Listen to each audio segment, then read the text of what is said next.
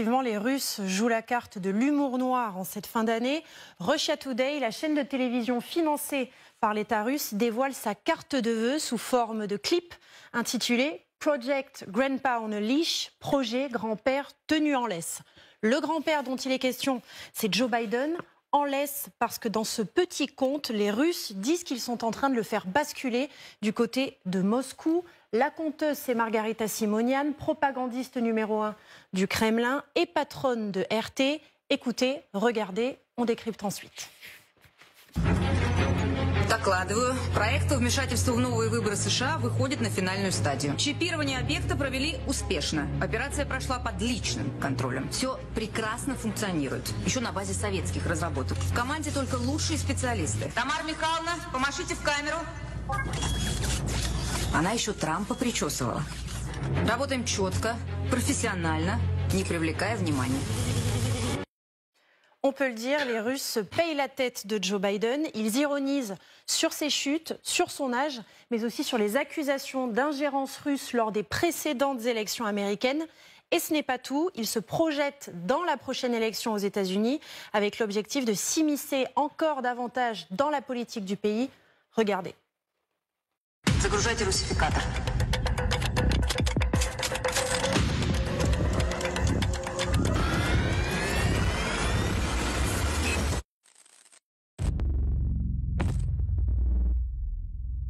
Я вдыхаю этот воздух, солнце в небе смотрит на меня. Надо мной летает волны ветер, он такой же, как и я. Я иду до конца. Я русский, моя кровь от отца. Pour la petite histoire, cette chanson, c'est le tube de l'été en Russie. Ya Ruski, je suis russe. Et le refrain dit « Je suis russe, je vais jusqu'au bout contre le monde entier ». Bref, un hymne patriotique sur fond de musique pop que tout le monde connaît dans le pays. Pour revenir au clip de RT, vous aurez compris le message. Les Russes disent clairement qu'ils attendent avec impatience les élections américaines à venir, que tout est déjà entre leurs mains. Comprenez, la défaite de Biden, le retour de Trump. On termine avec la conclusion de Margarita Simonian. Regardez, c'est assez savoureux. К американским выборам допилим. В следующем году будет интересно. Годовой доклад окончен. С Новым годом! Служу России.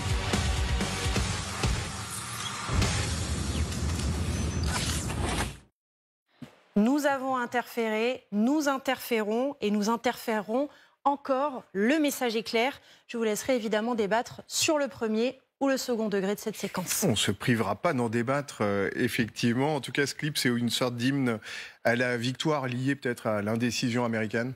Effectivement, parce qu'on sait que le Kremlin mise sur l'essoufflement de l'aide occidentale à l'Ukraine et ce soutien est plus qu'incertain pour l'année prochaine. Alors certes, les États-Unis viennent de débloquer une enveloppe de 250 millions de dollars d'aide militaire pour Kiev, principalement des missiles, des munitions, pour l'artillerie, pour la défense antiaérienne. Mais c'est la dernière tranche disponible sans un nouveau vote du Congrès, parce qu'on sait que les négociations patinent de plus en plus entre les républicains et les démocrates sur ce soutien. La Chambre des représentants a d'ailleurs bloqué le mois dernier une enveloppe de 61 milliards de dollars. On peut dire que les États-Unis sont donc à court de ressources pour l'Ukraine et ce, jusqu'à nouvel ordre. Et puis deuxièmement, les sondages pour la présidentielle donnent pour le moment Donald Trump vainqueur et s'il est élu, il promet de ne plus aider l'Ukraine. On comprend donc qu'une victoire de Trump, ça serait aussi d'une certaine manière une victoire pour la Russie. Merci Justine, vous restez là, on fait une pause quelques minutes parce que j'aimerais votre réaction à ce clip, beaucoup plus sérieux qu'il n'y paraît, bien sûr, c'est un message, c'est Margarita Simonian qui n'est pas n'importe qui. Bon, je fais le tour de table classique. Général Trinquant, votre réaction, c'est à la fois drôle, très provocateur. Alors drôle, comme vous le disiez tout à l'heure, ils ont beaucoup rajeuni Monsieur Biden, qui arrive à danser alors qu'il a quand même un peu de mal à monter les marches. Ça c'est le premier point, mais sinon je trouve ça complètement affligeant. C'est-à-dire que on vous annonce, bah oui, on va manipuler les élections, et c'est normal, et on va le faire. et on ne va pas s'en priver en 2024.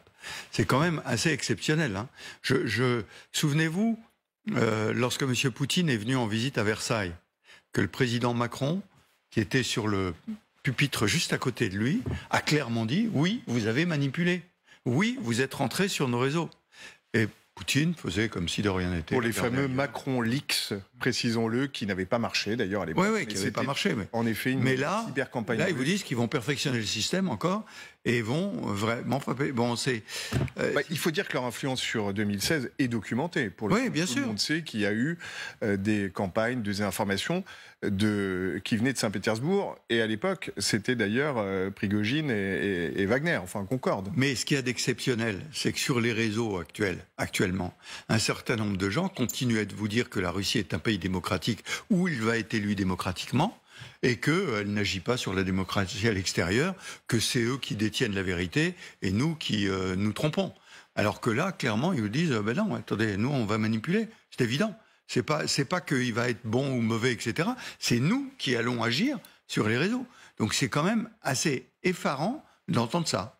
Je poursuis le tour de table. Marc Semo. Oui, c'est psychologiquement très habile. C'est-à-dire, bon, les faits de leur manipulation des élections, que ce soit de leur tentative en réalité, parce que les effets ont été apparemment très limités, mais en France, avec Macron, aux États-Unis, etc., sont avérés. Donc, ils n'allaient pas continuer à nier l'évidence. C'est psychologiquement beaucoup plus habile de dire, regardez, on assume, on fait du deuxième degré, on est prêt à faire ça. Regardez, on manipule totalement le président américain comme une marionnette. Voilà ce qu'on peut faire avec l'intelligence artificielle. Et effectivement, dans la guerre hybride, la guerre informationnelle est fondamentale. Et là, c'est effectivement une déclaration de guerre informationnelle de la Russie sur cette année où, si je me souviens bien, plus de la moitié de la population mondiale, voire les trois quarts, va aller aux urnes en 2024. Oui. Entre l'Inde, les États-Unis, la Russie, l'Europe, le Royaume-Uni, etc., etc.